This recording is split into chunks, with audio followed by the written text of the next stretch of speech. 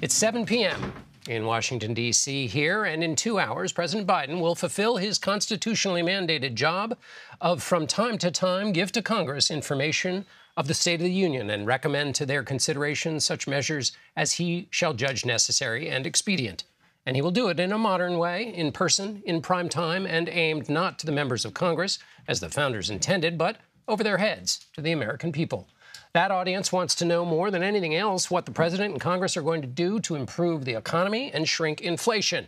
Both are problems sparked by the COVID-19 pandemic and the invasion of Ukraine, which reminds us of the essential nature of the presidency.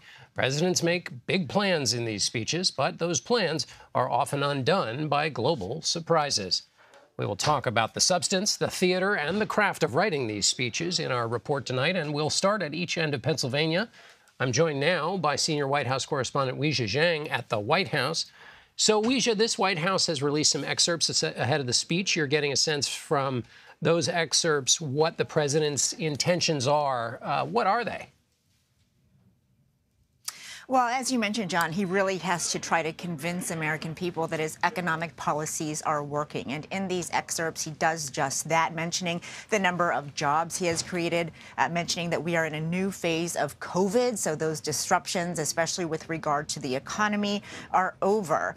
And he is well aware, along with this White House, that, the reality on the ground for many Americans is that the economy is not great. In fact, our most recent CBS News poll shows that the majority of Americans think that the state of the economy is bad. And so in these excerpts, it's clear that the president will lay out a case, again, to remind people of all of his accomplishments and what more he wants to do to make life easier for them.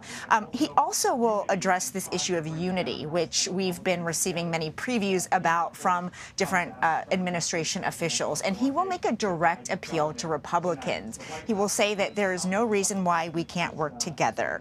You can see here, to my Republican friends, if we could work together in the last Congress, there's no reason we can't work together in this new Congress. The people sent us a clear message. To that end, John, we also know from our reporting that he will use one phrase repeatedly. So listen for it, and that is finish the job. He will say that the American people sent us here to finish the job and that he needs to finish the job, which could be, a soft launch of his 2024 reelection campaign.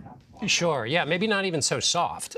Maybe, hit you over the head with it. Going back to this question of the economy, Weijia, I also noticed in one of the excerpts that the president says, I get it.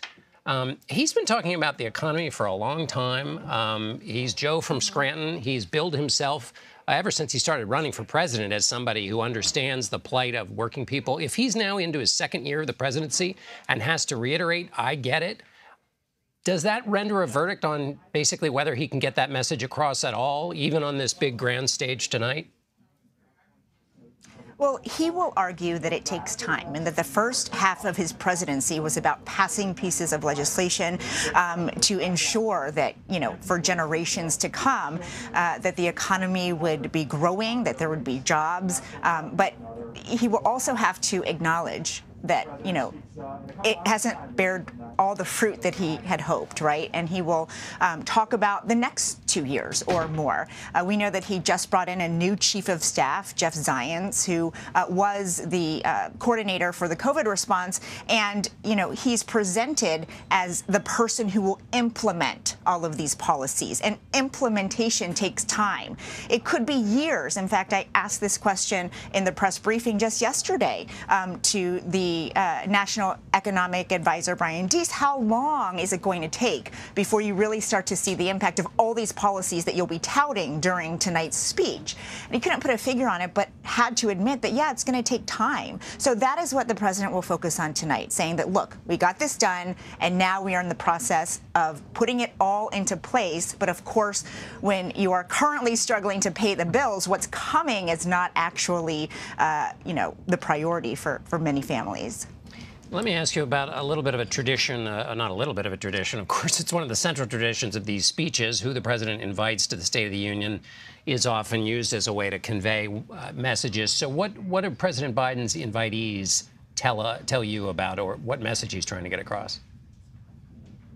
Well, both in his box as well as the First Lady's box, it's clear that they will highlight some issues that, they hope to find some compromise on. For example, police reform.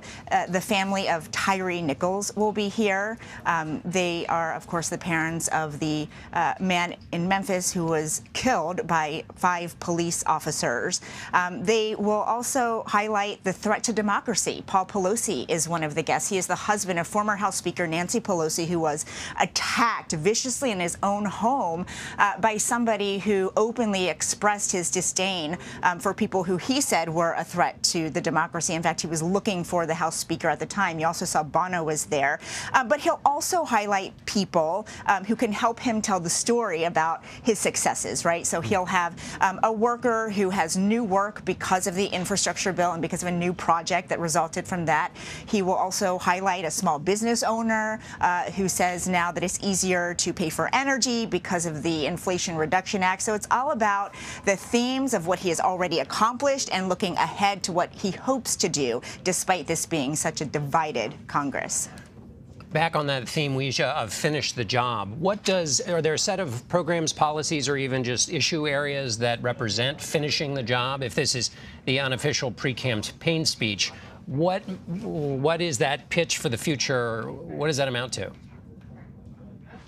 So he really wants to remind people of what he has already done. He has said many times that, one annoyance of his from his time as vice president was that he did not think that President Obama and the administration did enough to sort of tout their victories, to take these laps, to remind people that, hey, this is what we are doing for you. So he will do that by emphasizing the Bipartisan Infrastructure Act. He'll talk about all the new investments into computer chips and clean energies. He'll talk about falling inflation and new jobs, but he'll also focus on the future and what he wants to do to, as he always talks about, making sure people pay their fair share. So he wants to revive the billionaire tax. He wants to make the fee higher for stock buybacks and quadruple the tax for corporations who buy back stock. So he will lay out a series of things that he thinks will help generate money. Of course, this is really important, John, because he's in a fight with the House Republicans right now over the debt ceiling. Republicans saying they want spending cuts, not worrying so much about generating new revenue. And so I think, we should expect the president to address that as well, because it is a crisis, a potential crisis that we are just months away from reaching that debt ceiling, according to the Treasury Secretary. Weijia Jiang at the White House. Thank you, Weijia. You're welcome.